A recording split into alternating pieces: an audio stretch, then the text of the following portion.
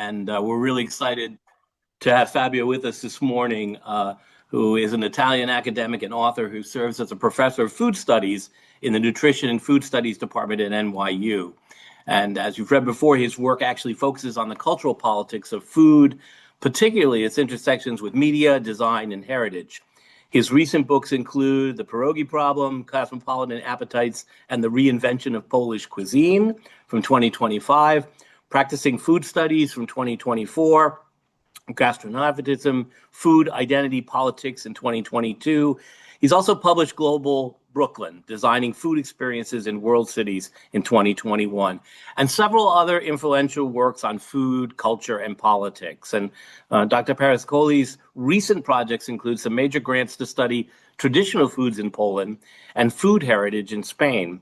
And he collaborates with a number of institutions such as the Victoria and Albert Museum in London, the Museum of the City of New York, the M9 Museum, Mestre, Italy, and leads workshops combining food studies, ethnography, and design. And if you want to check it out, as an amateur chef, Fabio shares his creation on Instagram as well at F. Parasecoli. So great to have you with us this morning, Fabio, and we'll turn the program over to you. Thank you. Thank you for the invitation. All right, so I can start directly. So as I said, thank you for the invitation. Thank you for everybody who's attending. And I will share a presentation that I've prepared. Just 1 second. Let me get it. Here we go.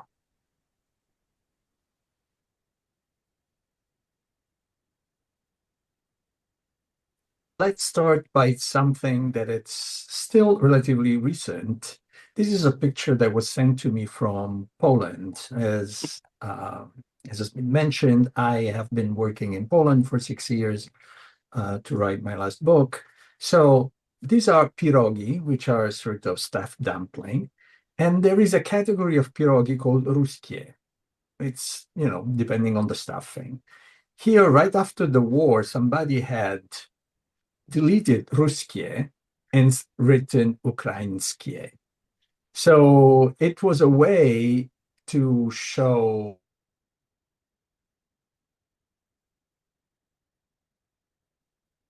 February of 2022. Now, what's interesting here, the intention is evident, but the verb, the name, the word ruskie actually does not refer to Russia, but refer to a specific part of now Ukraine that used to be part of Poland.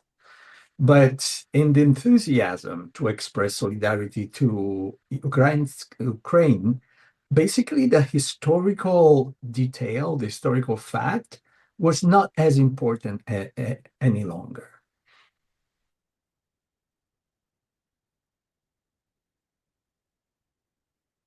This is one of the important points that I will make in this talk. Food allows to express emotion very directly because it's very much connected with our identity, both as individuals and members of community. And because of that, it can be easily exploited by politicians and civil movements in different ways. Also in 2022, we had these scenes. This is a picture from Cannes.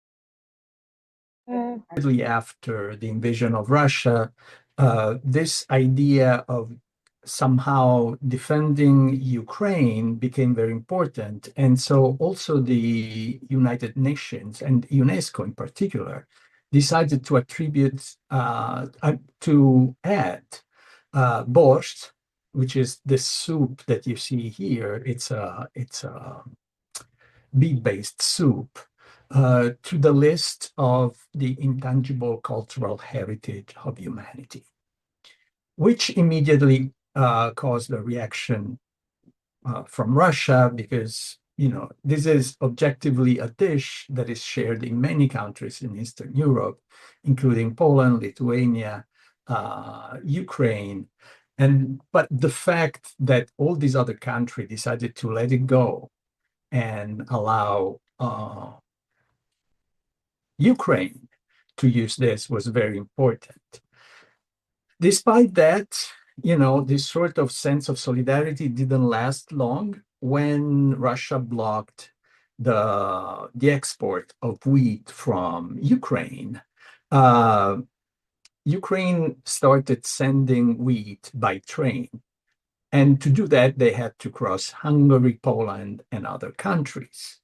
And it so happens that some of that grain was not only going through, but it was also sold locally at very lower prices. And at that point, Polish farmers started protesting. This is a picture from that time. They blocked highways with their tractors. So the sort of the political solidarity didn't live up then to the economic issues connected with the war. So why am I talking about this? Because these are forms of using food, as we said, to express very specific political ideas. In the examples we've seen so far, the horizon in which this discussion was happening was the nation. So you have Russia, Poland, Ukraine. But while I was writing this book, I started observing that similar dynamics can happen also at other levels and in other horizons. So just focusing on nationalism was not enough. It was not the only way in which food was used ideologically. So I came up with this word, and here is the only text that you will read in this presentation. So gastronativism is the ideological use of food in politics to advance ideas about who belongs to a community in any way and at any scale might be defined and who doesn't. So it also applied to nationalism because in the example we've seen, there was an us, as Eastern Europeans against a them, the Russians, the invaders. It is a global phenomenon, and we'll see it is often connected to neoliberal globalization, so to the form of globalization that we're experiencing now, and that actually it's now in crisis. We'll talk a little bit about that, mostly thanks to the current administration foreign policy. And so this phenomenon generates supranational alliances and ideological attractions across local, regional, and national levels. And I'll explain more about that. So it is not just about the nations. These dynamics can happen at all levels. And the concept of gastronativism tries to explain the whole phenomenon, not just specific aspects of it. So this is an example where, for instance, the horizon is within one nation, but highlighting the difference between different groups within the nation. So these are pork meatballs that at a certain point were put on school menus in many Danish cities, because the idea was these are very traditional meatballs. And so children need to be educated to eat traditional Danish food. Let's feed them these meatballs, except that these are pork meatballs. So automatically, they excluded not only Muslim migrants, which, it's the new wave of migrants in Denmark that is connected with lots of social tensions, but it also excluded the Jewish population that has been in Denmark for hundreds of years. So around this meatball, the question is, who is the real Dane? Who is really part of the national community and who does not belong? But as you can see, this happens within a nation, and food is used politically to highlight tensions between a certain group of Danes and other Danes that that first group does not consider as real Danes. And we'll see this dynamic repeated over and over around the world. This is a picture from Germany, where the AfD, which is a right-wing party, started using this poster. Islam, it doesn't work in our kitchen. Burqa, I more for Burgunder wine. But as you can see, they use pork and wine as identifiers of German culture. And these are identifiers that immediately exclude the Muslims. So once again, here food was used to sort of call the supporters of this movement around the exclusion of newcomers. Even the past Pope Francis was caught in one of these debates.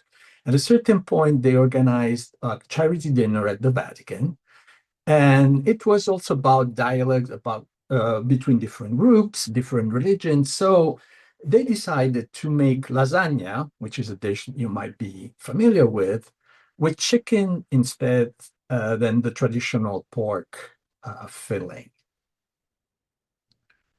And basically, the Pope was accused of selling out Western civilization, selling out Italian identity. It became a huge deal within Italy.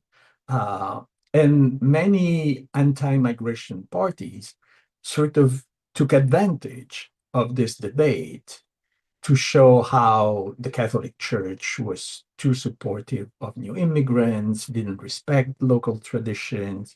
So once again, food was used by certain political parts to say, this is us, that food is not us.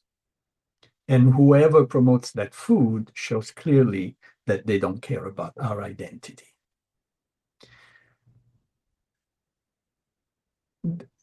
This picture points to yet another horizon where food can be used in terms of gastronativism. This is India, where you have groups, or somebody calls them gangs, of cow protectors that are basically very closely connected with the form of sort of fundamentalist Hinduism that is becoming quite prevalent, also, with the indirect support of the current government. So in this case, we have Hindus using cows to exclude from the national community of India all those who eat cows and beef. In this case, it's Muslims, it is Christians, but in many ways, it's also low-caste Hindus. There are many low-caste Hindus that traditionally have not only eaten beef, but also beef offal, because it was the only protein they could have access to. Very often they worked in what were considered dirty works, like tanning or leather industry, and so they ate what they could. So in this case, the exclusion works on the horizon of religion, so Hindus against non-Hindus, but also in some ways in terms of class. Who are the real Hindus that constitute the nation of India? Are the untouchable, the Dalit, still part of this community? The issue of meat somehow has become quite central in these discussions. These are covers of magazines from Poland. On the left one, it's a conservative magazine that says insect on the plate. And the whole argument was that the EU is forcing Poles to eat insects instead of meat because, meat is bad for the environment, is bad for you. And then on the other hand, on the other side, you have the cover of Newsweek, which is a more progressive magazine in Poland that is titled The Meat Problem of the Poles, pointing out the health issue, the environmental issues. So meat has become one identifier that it's really used to determine who belongs to the real Polish civilization. If you eat meat, at least for, in the approach of the conservatives and the right wing, you are Pole. If you don't, you're not really Pole. You are influenced by European ideas, from globalist idea, from the elites. And so that includes also vegans, vegetarians, anybody who does not eat meat. There is the doubt, are they real Poles?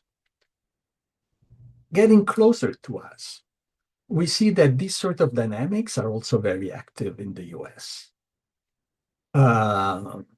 Here I'm using an example from a few years ago, but I'll also mention something more current. At a certain point, former President Biden mentioned a study from the University of Michigan that pointed to the connection between the cattle industry and climate change in terms of carbon emissions. A tabloid in England picked on this and started printing big news saying the US president doesn't want Americans to eat meat. Immediately, Fox News picked the story from the tabloid, and this what appeared on TV. Cut 90% of red meat, maximum 4 pounds per year, 1 burger per month. Nobody had ever said that, of course. And the discussions, I remember, I was watching Fox News exactly to listen to this. It was like, well, maybe the next 4th of July, we'll have to grill Brussels sprouts instead of burgers. So here, once again, meat was being used as sort of the thermometer of who's a real American. If you try to eat less meat or you don't eat meat, are you a real American? And also in the conversation, the fact that this tension immediately was translated in the burger of the 4th of July really showed how certain opinions connected patriotism with the consumption of meat. So if to be patriotic, you have to consume meat, what happens with those who do not consume meat for all sorts of reasons? President Trump is also being sort of very direct in his support of meat and the meat industry, and in this case, also the fast food industry. This was a reception at the White House in his first term, not the second term, where basically he only offered fast food to the guest. And notice fast food from large corporations. Here I can recognize McDonald's, I can recognize Chick-fil-A. So being American and embracing the American identity is not only eating meat, but also embracing, big business, these large corporations. These are symbols of American.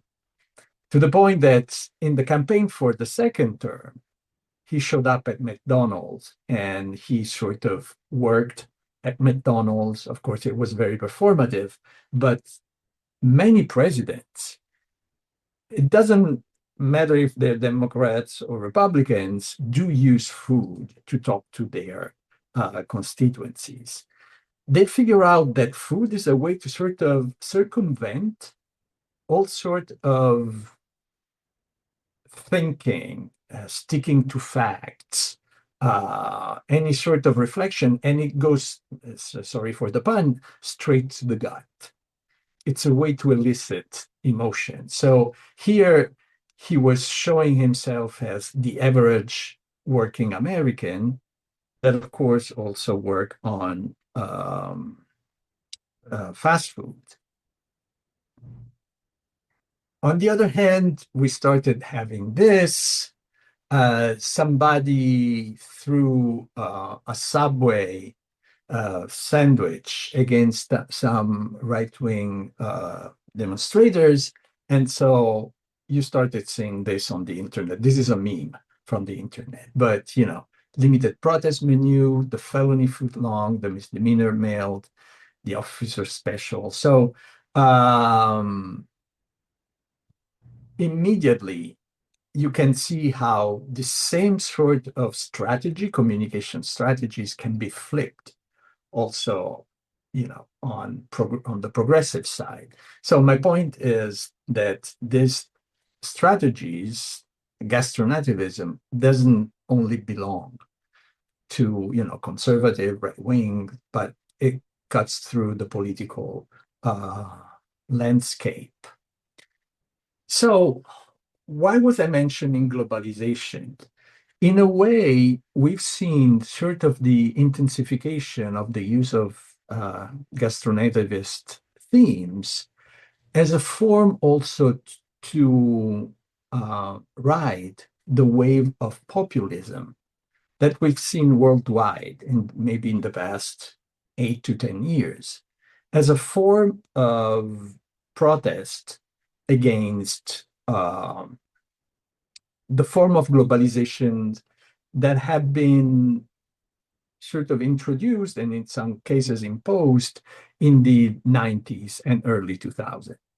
So it's about free trade, it's about privatization, it's about sort of not caring too much about the environment if it's good for the bottom line. So I found this cartoon that basically explain a little bit. And for instance, here in the US, it was felt very much in certain parts of the country that saw jobs being shipped to other parts of the world because labor was cheaper there. So it's a form of globalization that has made clear winners and clear losers. If you're able to take advantage of the situation through finance, through business, you will do very well for yourself. But if you don't, you risk to lose your job.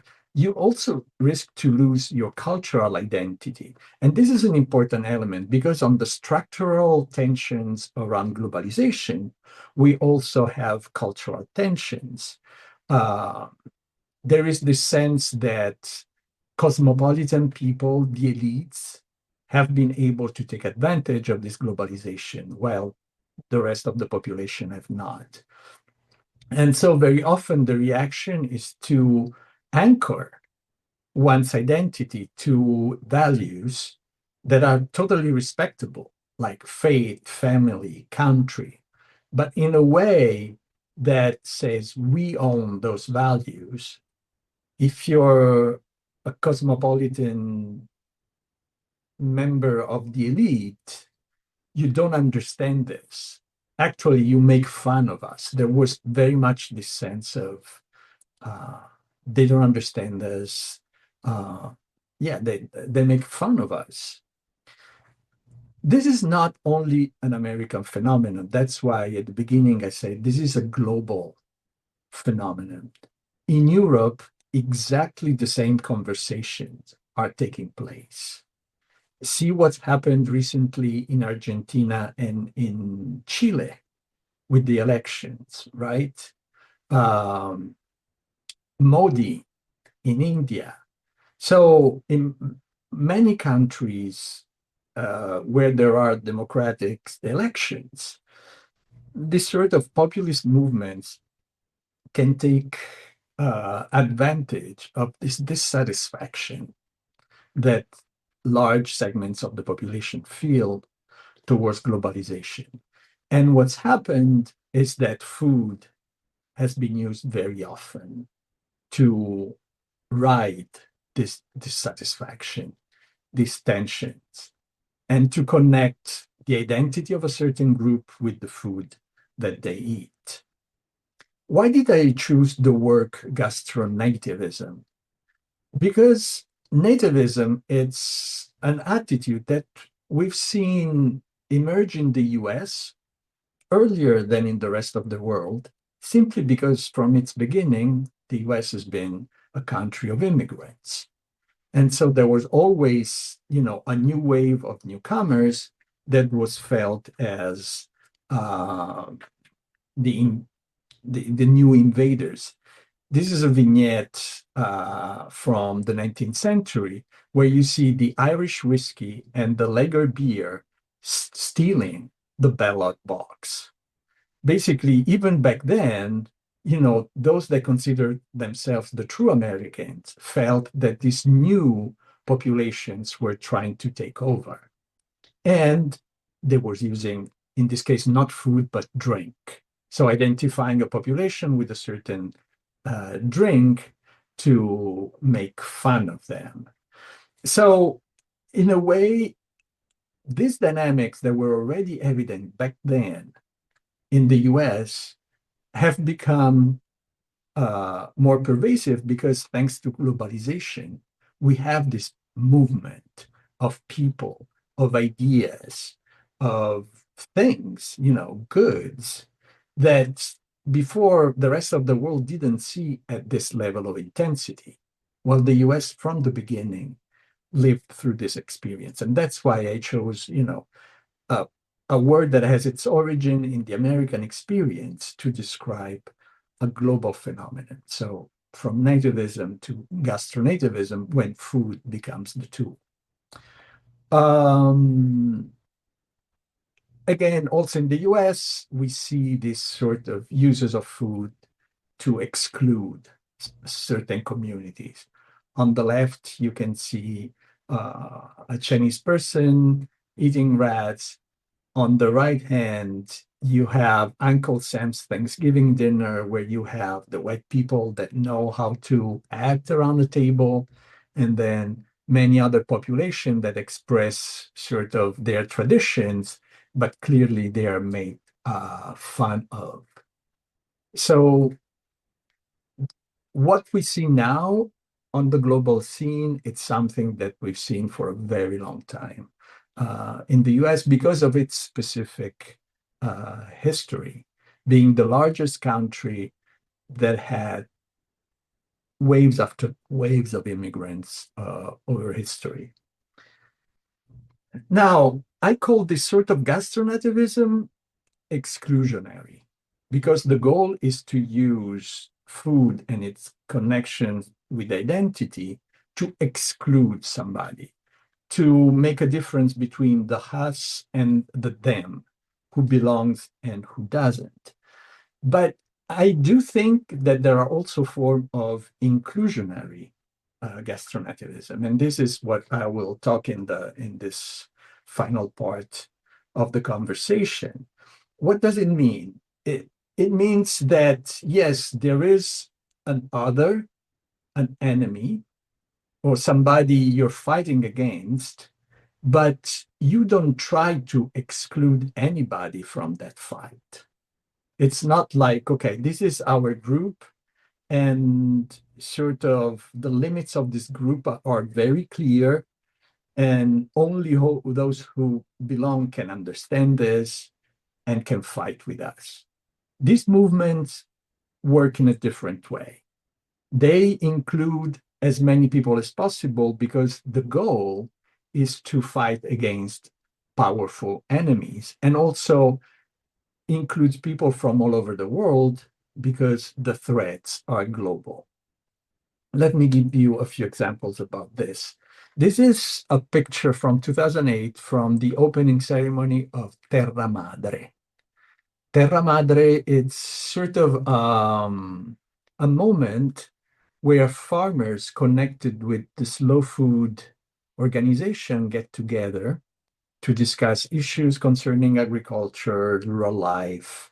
For those who are not familiar with slow food, it's an international organization that started in the late 80s in Italy with the idea of fighting fast food, not only in terms of fighting large corporations, but also fighting a style of life um, that was about speed and efficiency. And it was a call to go back to human relations, consumption as a way to share traditions, the know-how of artisans, farmers. So the movement grew very fast, and now they have chapters basically all over the world. But sometimes they have these global events. Terra Madre is the one dedicated to the farmers. And so the idea is to include as many farmers as possible of different walks of life from different countries to fight against form of globalizations that are damaging agriculture. So extreme mechanization, for instance, or the diffusion of GMO seeds, or the use of pesticides and fertilizers. So issues that farmers all over the world can embrace as theirs. So here you see that there is this inclusive element. There is an enemy in a way, which is industrialized agriculture, but everybody can join the movement to resist. It doesn't matter what your religion is, what your nationality is, what your class is. A similar movement is La Via Campesina, which is an also farmers movement that started in Mexico. Actually, it sort of started right after Mexico joined NAFTA back in the 90s.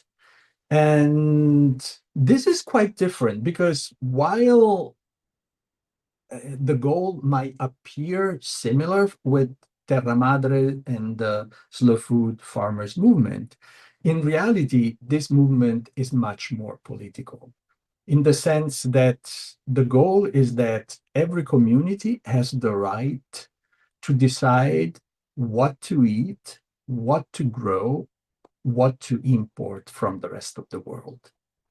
So in this sense, it's definitely an anti-globalization movement to the point that it requires that governments change their attitude.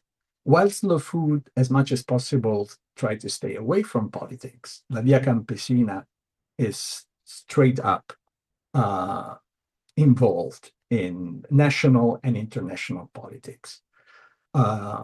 So there is this inclusive element in the sense all farmers from all over the world can participate, but there is a higher threshold. Okay, to be part of this group, you can be of any country, any religion, any class, but you have to adhere to these points because this is a political fight.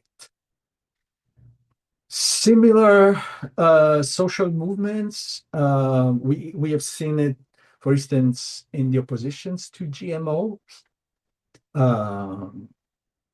There might be groups that fight at the local level, at the regional level, at the national level, but very often they connect with each other. They exchange information because GMO is perceived as a global threat.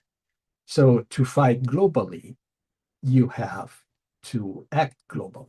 And the only way is to expand as much as possible to include as many people as possible. So in this case, the anti-GMO movement tried to attract consumers, attracts to farmers, sometimes scientists, anybody who can support this sort of resistance. There is also a strong overall anti-globalization movement. And these are images from demonstrations that could be around the world. Here it's clearly in an English-speaking country, but the idea that food is for the people, not for profit, has really created a sort of alliances among very different constituencies in order to change the most negative effects of globalization. Now, what's interesting is that, and here we go to the real contemporary, to the current issues, is that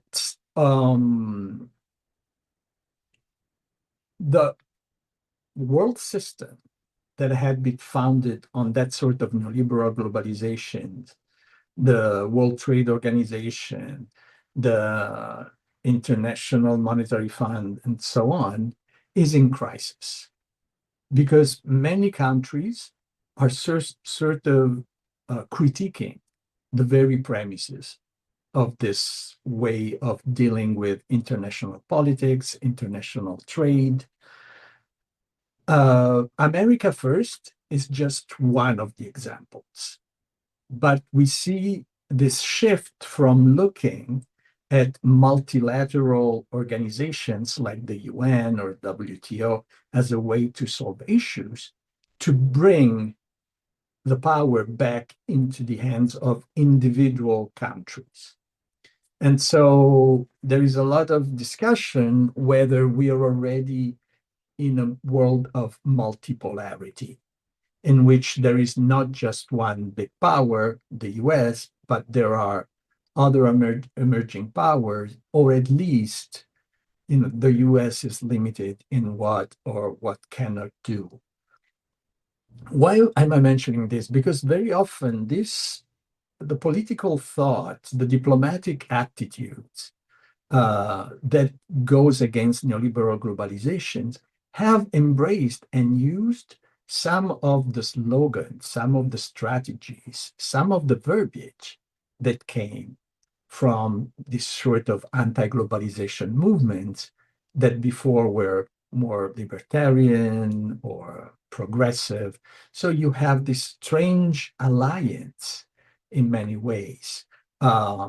We can see it at international level, but also in the US, we see the MAHA movement, Make America Healthy Again movement, that very often has found weird alliances with alternative food networks, with groups that go against, for instance, big companies, the whole discussion about hyper-processed food. So what appeared to be really clear in terms of contrasts and positions, now it's much more blurred. And it's a very interesting moment to observe, even if it is a scary one. But going back, to this sort of inclusionary form of gastronativism, for instance, we have the fight against whaling, which again works globally because whales move around the world. There are whales in different parts of the world, and so you have activists that have created organizations that can hit whaling ships in different parts of the world. At the same time, though, so that movement tried to be inclusionary, but by stopping completely whaling, it automatically excludes native populations for which whaling is a very important part of their cultural identity. So here we have this tension between the desire of include, but also the fact that by having a specific enemy, you do end up excluding certain populations, certain groups.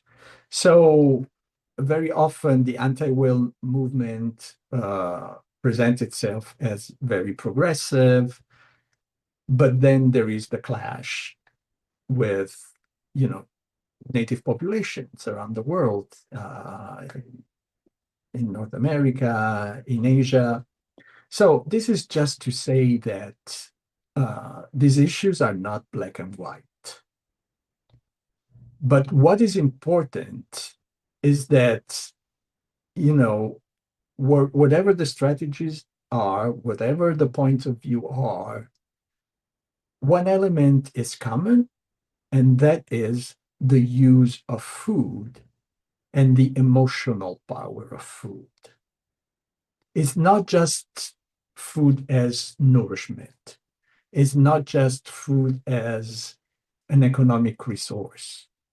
It's food as part of who we are as individual people, but also as community. And I think, although, those, the, the relevance of food for identity has been with humanity since its beginning, what's different now is that there is this political ideological use. And this is something that it's not stopping.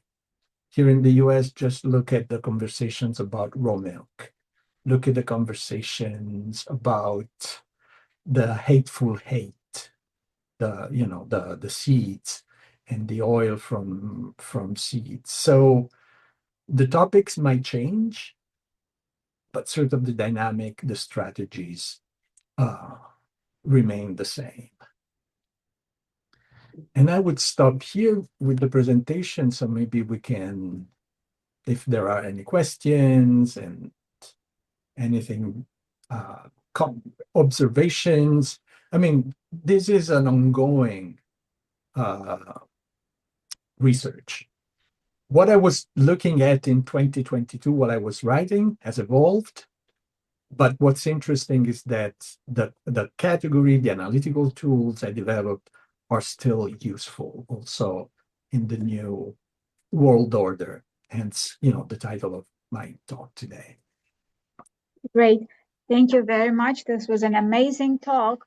Thank you. And now we can take some questions. Please raise your hand and go ahead, Elizabeth.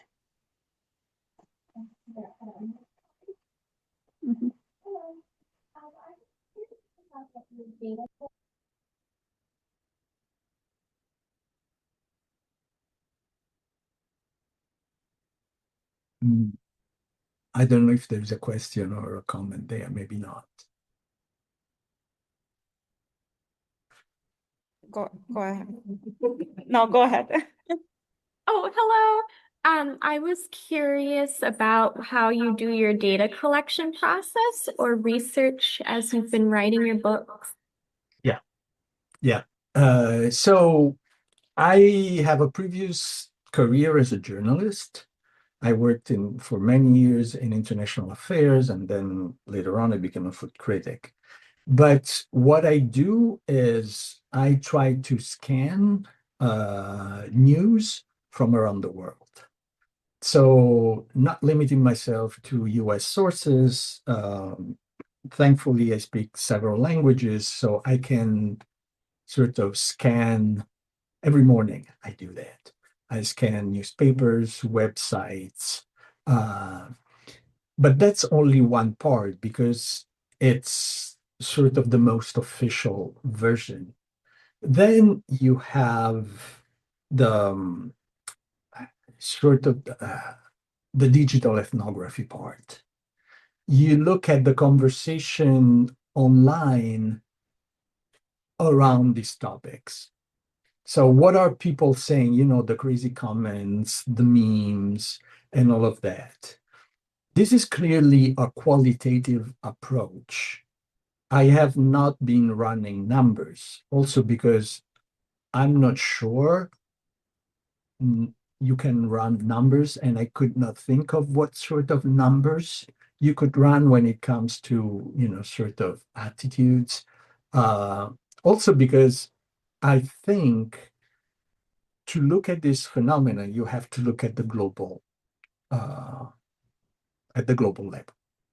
So even if you wanted to do a quantitative research, I don't know, doing surveys and whatnot, the size and the management would be quite quite complicated, to say the least. Not only that, there might be local differences. So how do you do something global when you have to adapt? When you do qualitative, it's a little easier because you can sort of look for the through lines, the common language, the exchanges between groups. And these are elements that might not come out from surveys. But, if somebody figures out a methodology to do this quantitatively, that would be amazing. Thank you, Karina. Thank you so much for this. First of all, when you were talking about how it separates people and how it makes a division sort of, I've always thought of food basically as something that unites people. So where do you find the difference, basically? Oh, food also unites people. So the counter weight to this, it's gastrodiplomacy. And all sorts of initiatives where food is used to bring people together. So I'm not saying that does not exist. Actually, I discuss gastrodiplomacy and all of that in my book. Because in that sense, it's not about, sort of identifying enemies or excluding anybody. It's using food as a way to communicate, to create bridges. But if you think about it, food has that sort of double edge, also at a very private level. In a family, food can be the moment in which the family comes together. But as many people who have sat around Thanksgiving tables know, food becomes also the moment in which, big fights erupt. So, and I think this is precisely because food is so intimately connected with our identity and it's so emotionally relevant. So you can use it to do bridges, but you can also exploit it for political reasons. And in the book, in my research, I've looked more at that, but I don't deny absolutely that the other part exists. Thank you, Julia. Hi. So, firstly, I wanted to say that I really enjoyed your presentation. I felt like I've had ideas like this before, but I like the way you laid it all out. But my question, so you mentioned Food Network. So, how do you think media portrays food? Like, we know that it's political, but a lot of people may not be seeing that because of the way the media portrays it. So, do you feel like um those who haven't had conversations like the ones we had today see food in one way as more of like nourishment and a resource, like you said? And if so, do you feel like that's something they've been taught by media, or do you feel like it's different when you are learning about food through like your family or community or culture? I don't think now we can sort of look at media and social reality. Now they are so enmeshed that doesn't make sense to try to make distinction at this point.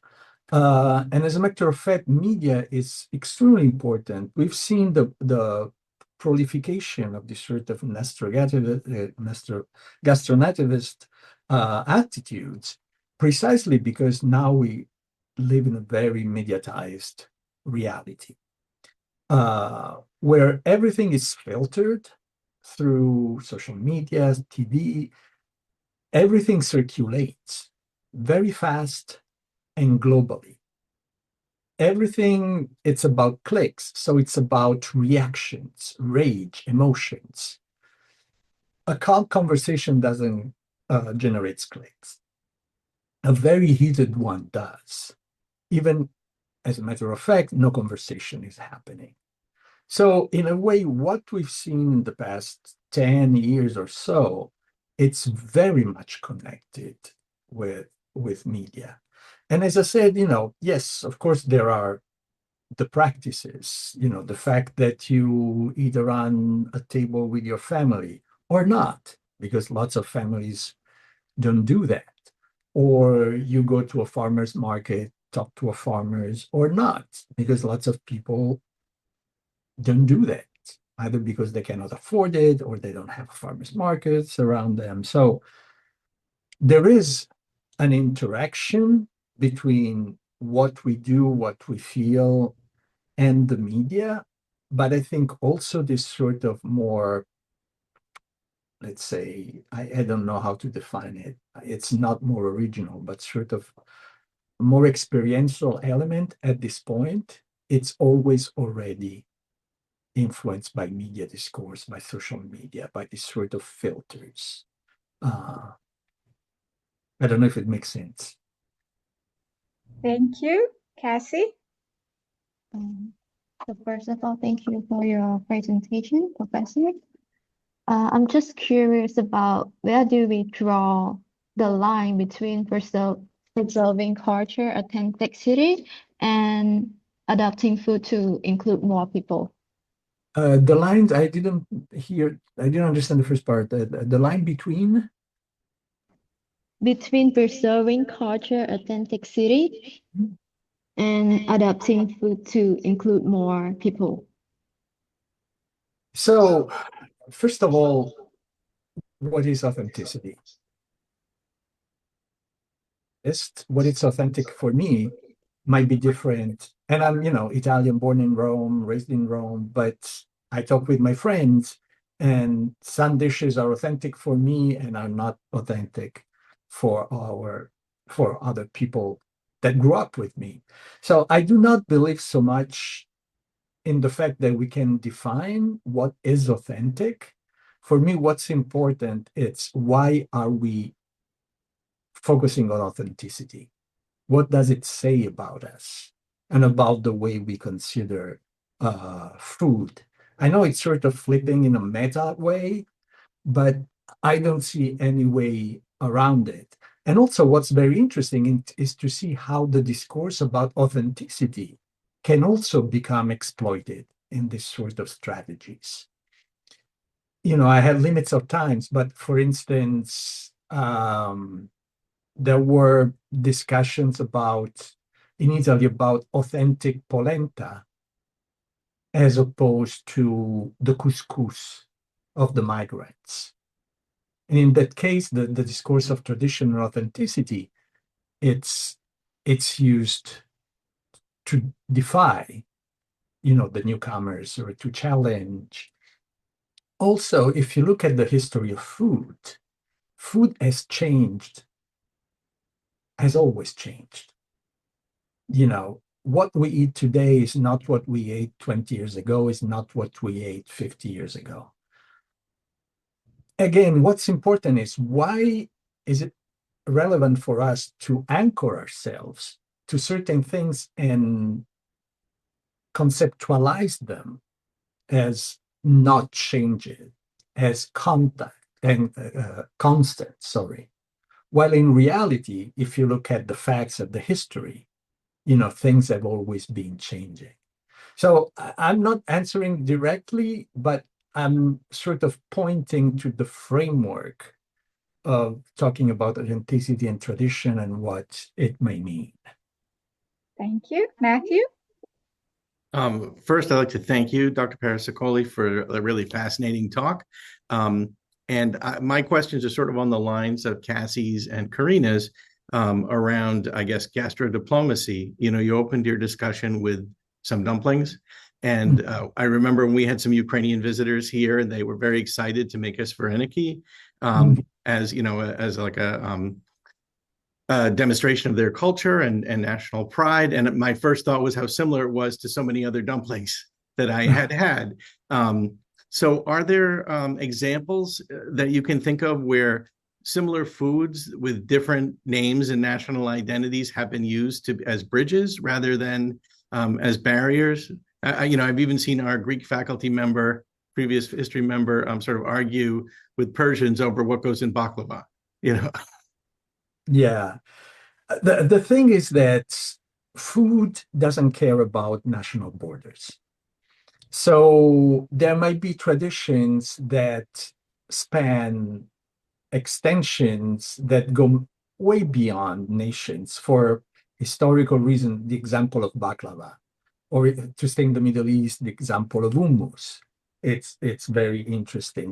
Before all the countries that now are bickering about who's got the real hummus and whatnot were part of one sort of polity, the Ottoman Empire. And in turn, the Ottoman Empire was part of a larger civilization area that was, Islam going all the way to the Mughal, to the, Safavid Empire and whatnot. So we have this expansion of food productions, traditions that operates according its own reasons, but then we superimpose nations, which, if you think about it, it's a pretty recent invention, maybe 19th century. Nations as we intend them today. And I think that's where the tension starts, because suddenly you might have countries that have diplomatic issues or even wars that share the same material culture. So sometimes it can be used as bridges. The example of the borscht I mentioned is quite interesting, because basically Poland, Lithuania, they were like, okay, let's have the Ukrainians take it, right? So it can be used like that. But then in other cases, it can be used in the opposite sense. Again, there is very little black and white when it comes to these things, and the strategies and the dynamics emerge from very specific moments, let's say. Thank you. Fascinating Eli? topic. Thank you. Eli? Hi, I just want to say thank you for the talk that you provided all of us today. But my question kind of ties back to Julia's about media representation about food. So domestically in the US, we have massive portions when compared to global or just foreign countries in general. So do you think, in your own words or eyes, that there's a reason for that, or is that to like uh, make us feel special, or is that just an example of American overabundance? Uh, Just yeah, no, that's an interesting question. I think it's strictly connected with the history of the food system in the US. The US already in the second half of the 19th century was industrializing its food system, which increases yields, increases efficiency, and lower prices. So just to tell about, the people I know, Italian migrants to the US, they were shocked by how cheap meat was. When they came over, meat in Italy was, for special occasions. You wouldn't eat it all the time. They come here, meat is very not only accessible, but also affordable. And so you have changes in dishes. So spaghetti meatballs, I think it's really rooted in the desire of showcasing meat, because finally migrants had access to it. So the quantity, the big portions, it's really connected with how the food system developed. And the structural element then became also a cultural element. There is an expectation for cheap food. There is an expectation for large portions because that's how you've grown up. While in other parts of the world, there are different histories, different developments of food systems, and so over time, also cultural attitudes might be different. Thank you. Hoi? Okay, Hoi has a question actually also in chat.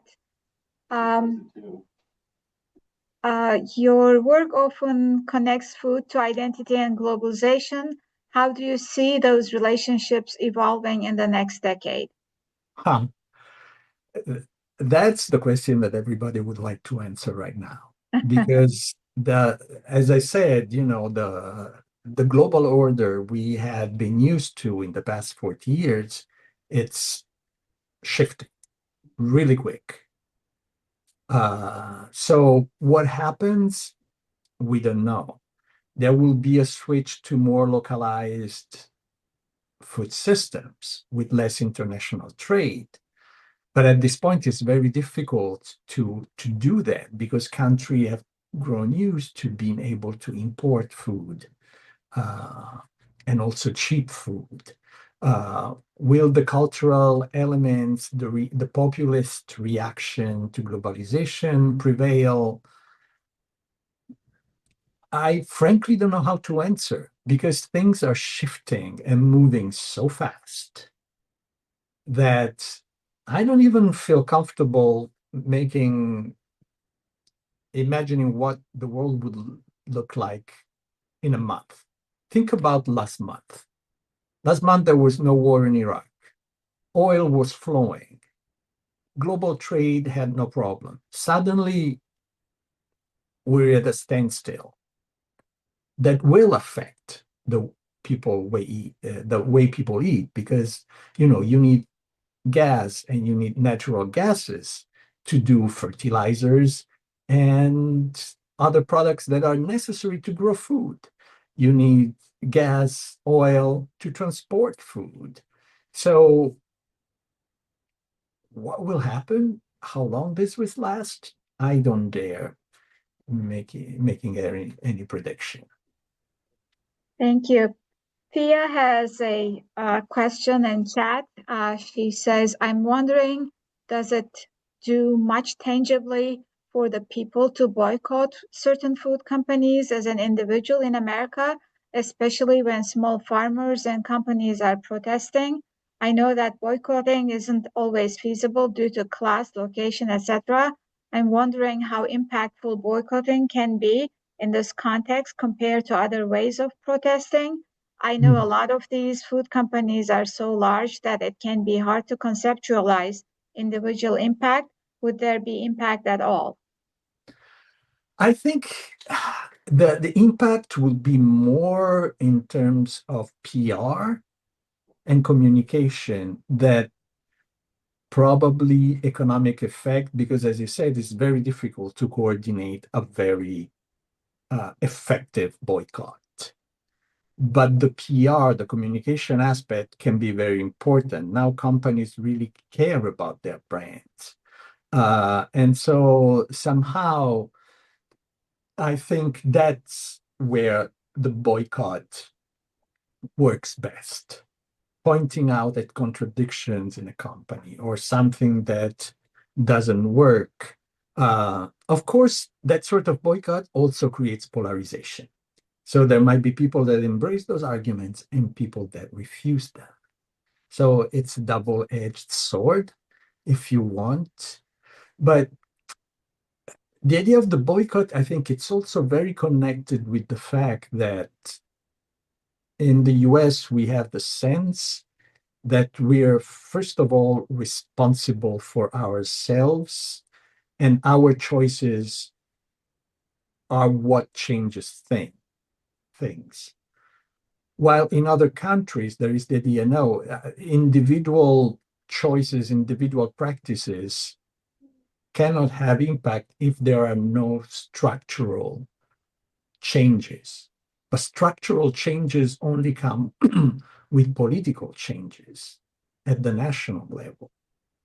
And so here you have a little bit of a contradiction that I think it's specific to the US, but also, emerging in other countries. It's all about the choices and the actions of the individual and the fact that they might get together to do things, or the fact that we try to change the political system so that we can get to where we want. Thank you. Jason? Hello. I was just wondering if you have or are planning to ever explore the areas that you haven't yet. Am I freezing? I try to as much as possible. So, for instance, this summer I will be in Shanghai to do to teach, and I'm already planning some research on how ideas about food heritage and tradition are changing the way food is conceptualized and presented in China, especially now that China obtained the intangible cultural heritage for tea culture and whatnot. So I try to expand, and as I said, I try to look at the whole world in terms of news, in terms of what I read. Then where I can do research, first of all, there is a matter of time, and there is a matter of money. So I take advantage of different situations to expand the research. Thank you. We have 3 more questions. Cho? It's your Hi, turn. Professor. You were just talking about China, and I was wondering with South Korea and how they usually spend millions of dollars. I can hear echo. Globalizing Korean food through the Hansa campaign, but then they're also policing countries' authenticity and disputes with China and Japan. So in your gastronative framework, is that a contradiction, or do outward gastro-diplomacy and inward gastro-nationalism actually reform? So Korea is a good example because it uses both gastro-diplomacy and food as a soft power. As you said, they invested a great amount of money in promoting Korean food around the world. But they're also very keen at defining what's really Korean. The example of kimchi is the clearest. There is a kimchi industry in China, kimchi industry in Japan.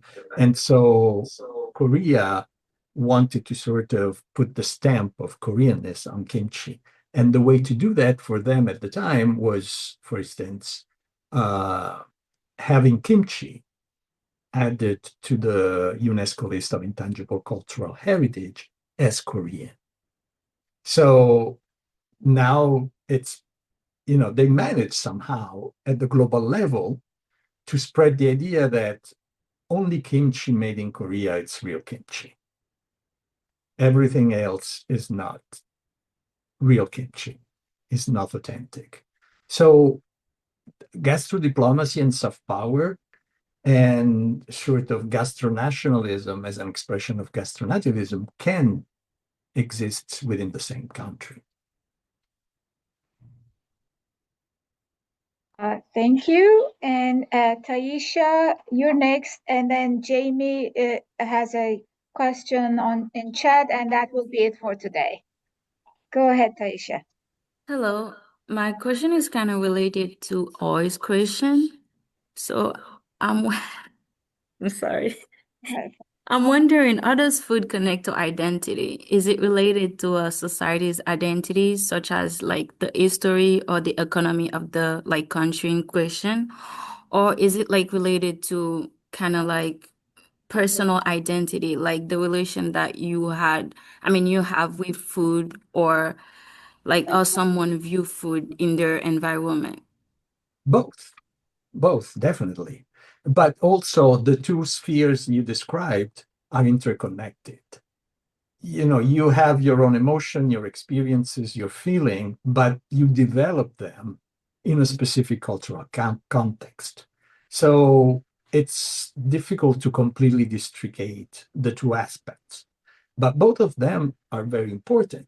Not only that, when it comes to collective identity, there are different dimensions. There is gender, there is age, there is religion, there is class. So all these elements interact with your personal experience, even your taste, literally, to create this identity connection with food. Thank you. And Jamie has a question. I was wondering, since you mentioned immigration, do you think foods brought by immigrants eventually become part of another country's identity, or are they always seen as outside foods, like how pierogies are associated with Pittsburgh, or how bagels are strongly associated with places like New York? The simple answer is it depends.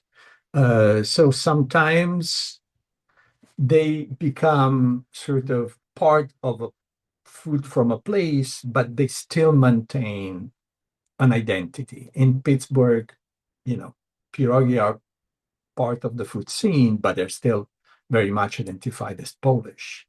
There are cases in which the origin is sort of lost. Think about pizza. I've discovered that many of my students didn't even think of pizza as an Italian thing. Pizza is global.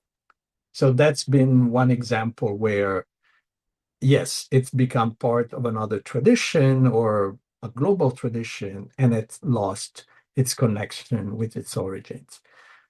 At times, somehow it remains very specific to its origin. Boba tea,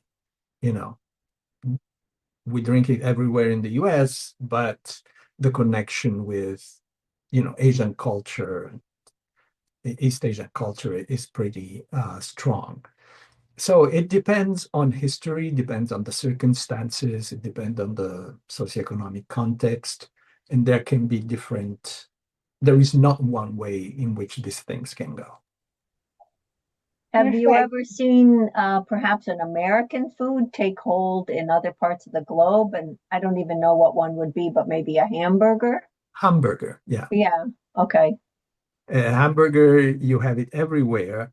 And for instance, I see in Europe, there are hamburgers that are still completely American because you buy them from McDonald's or from Burger King. But then people make burger at home. And when they make it at home, they might have their own twist, their own interpretation. So in that case, both exist at the same time. But I would say hamburger is definitely one of those.